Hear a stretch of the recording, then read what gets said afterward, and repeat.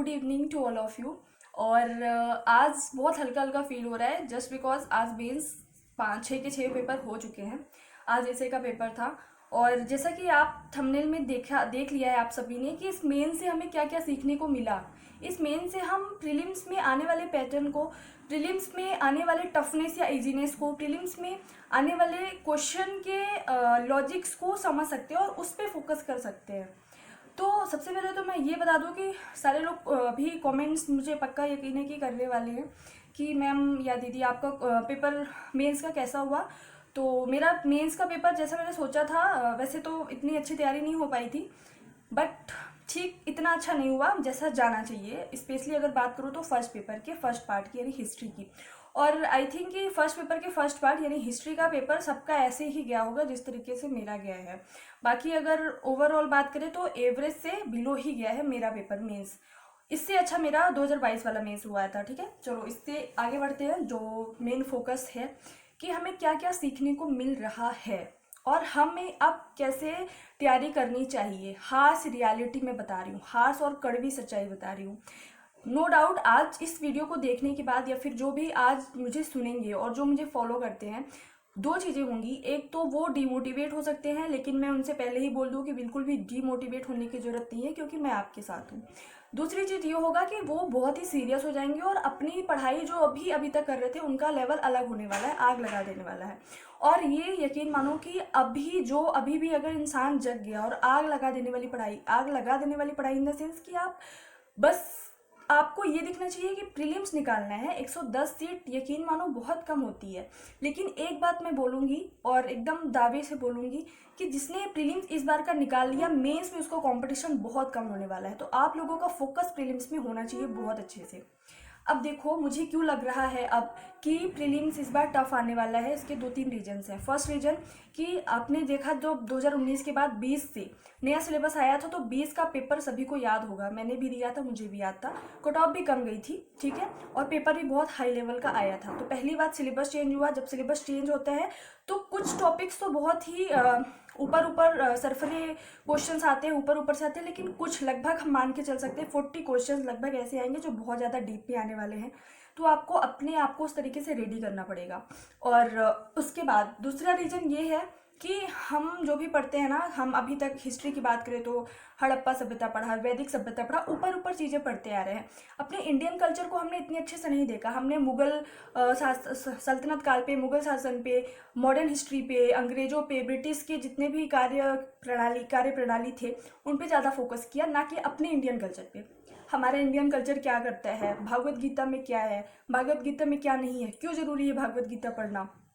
जब मेंस का जब अभी प्री और मेंस का सिलेबस चेंज हुआ था तब भी मैंने भागवत गीता वाले टॉपिक को अलग से एक तरीके से जोर देके बोला था कि ये टॉपिक बहुत इंपॉर्टेंट है और ये मतलब बहुत अच्छा किया इन्होंने जोड़ के। और देखो मेंस में आ ही गया भागवत गीता में चतुर्व्यूह क्या होता है। तो नैस्टिक हो गया, अम्बस्ट हो गया, जो भी 3 मार्कर आए। तो इन सबको देखने के बाद ऐसा लग रहा है कि हमको नॉर्मल पढ़ाई पढ़ के हम प्रीलिम्स निकाल नहीं सकते हैं।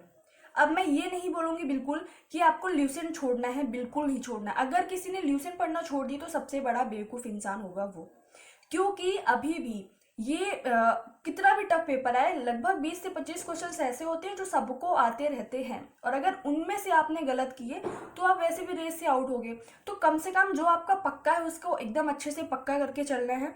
साथ में आपको अब मैं 1 2 दिन में कुछ एक प्रोग्राम शुरू करने वाली हूँ, जिसको ऐड होना होगा वो मेरे साथ ऐड हो जाना।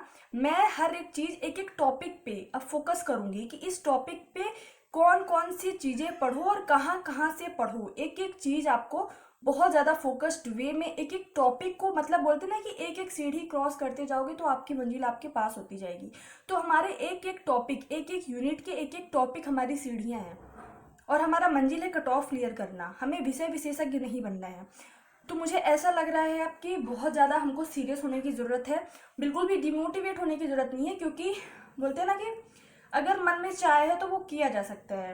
तो आप लोग को बस ये सोचना है कि हमारे पास जितना भी टाइम है। और हाँ, एक बात और बता दूँ कि एग्ज़ाम पोस्टपोन होगा नहीं होगा, यार आप मैं अपना एक्सपीरियंस बता रही हूँ।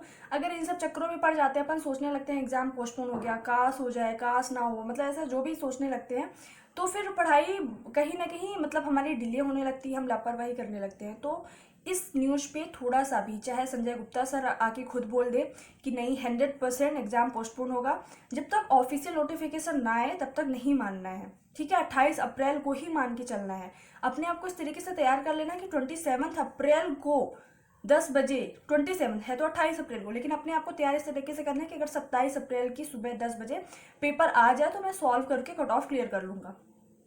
अब दूसरी बात मैं बोल दूँ कि इस बार प्रीलिम्स जिसने भी क्लियर किया उसके लिए आगे का आसान, मतलब आगे का रास्ता आसान है।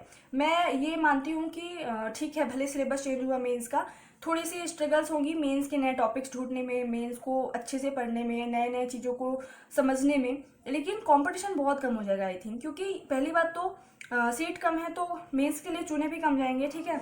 दूसरी बात ये है कि जो पुराने जो कच्चे पक्के चावल थे वो भी आप एक कच्चे चावल की तरीके से ही ट्रीट होंगे ना। हमारे लिए भी तो सिलेबस नया है, भले ही 20% ही नए हैं प्रीलिम्स में कुछ टॉपिक, लेकिन है तो नया चीज़ें। तो हमको ना एक तरीके से हर चीज़ में पॉजिटिविटी ढूंढनी है कि हमको बस किसी तरीके से प्रीलिम्स निकालना है, मेंस में हम कर लेंगे, सब अच्छा कर लेंगे। तो आप लोगों को करना क्या है, अब आप लोगों की मर्जी है। 1-2 दिन में मैं कुछ मेंटोरशिप प्रोग्राम लेके आऊँगी और उसमें अगर आपको ऐड होना हो तो बिल्कुल होना, और उसमें क्या क्या चीज़ें रहेंगी, क्या कैसे सारी चीज़ें मैं बताऊँगी। बस मैं ये बोल रही हूँ कि आपको जो भी इंडियन कल्चर है, जो जो टॉपिक्स हैं यूनिट 1 से लेके यूनिट 10 तक, यूनिट 10 पे विशेष ध्यान देना, क्योंकि जनजातीय संस्कृति और जनजातीय से रिलेटेड मेंस में ढेरों क्वेश्चंस आए हैं, ठीक है। भड़म क्या होता है, ठीक है, और ऐसी मतलब कई क्वेश्चंस आए हैं। शंकर शाह के बारे में आया था। तो मतलब जनजातीय व्यक्तित्व पर जनजातीय जितनी भी संस्कृति है घोल के पी जाना, जितना ज़्यादा जहाँ से कंटेंट मिले। सबसे पहले तो मैं बोलती हूँ कि एक ही कंटेंट को बार बार पढ़ो, उस पर जब एकदम पकड़ बना लो तो एक्स्ट्रा उसी में ऐड करते जाओ, अलग से मत पढ़ो, उसी को पढ़ के उसी में ऐड करते जाओ, उसी नोट्स को या फिर उसी बुक को आप नोट्स बनाओ, ठीक है।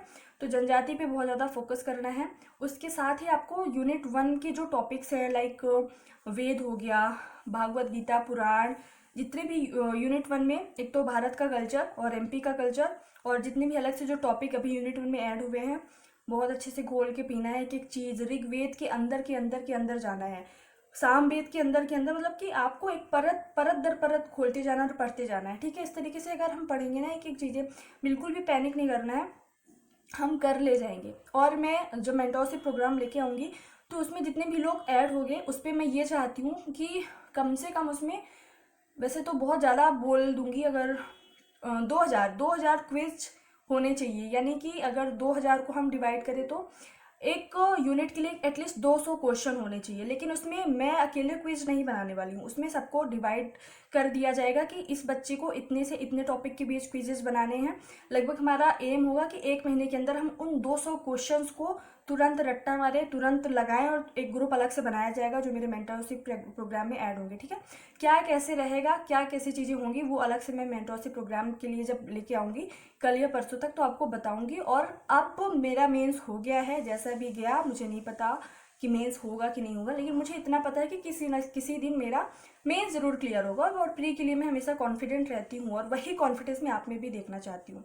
तो मेरा ये कहना है कि आप लोग बिल्कुल भी अब हल्के में मत लेना, आने वाले प्रीलिम्स को बहुत तगड़ा कंपटीशन, बहुत तगड़ा क्वेश्चन पेपर आने वाला है। लेकिन इस तगड़े क्वेश्चन पेपर को हम बहुत ईजिली वे में डील कर सकते हैं। कामली पढ़ो, अच्छे से पढ़ो, शिद्दत से पढ़ो, बाकी लोगों से कट ऑफ कर लो। बस आपकी पढ़ाई, आपके बुक्स और आपकी प्राची दीदी आपके साथ होनी चाहिए, ओके। सो हम बस 1-2 दिन में स्टार्ट करेंगे एक नई MPPSC की जर्नी, ठीक है। So thank you so much. जय हिंद, जय भारत।